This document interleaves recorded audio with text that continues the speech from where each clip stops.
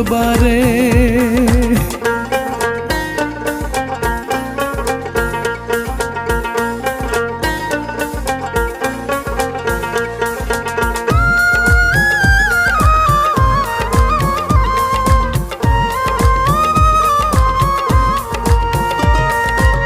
ঠকরা পাখি যদি ঝাঁঝরা করবি বুক, তবে কেন সরল মনে দিলি প্রেমের ফুঁক, পাখি দিলি প্রেমের ফুঁক।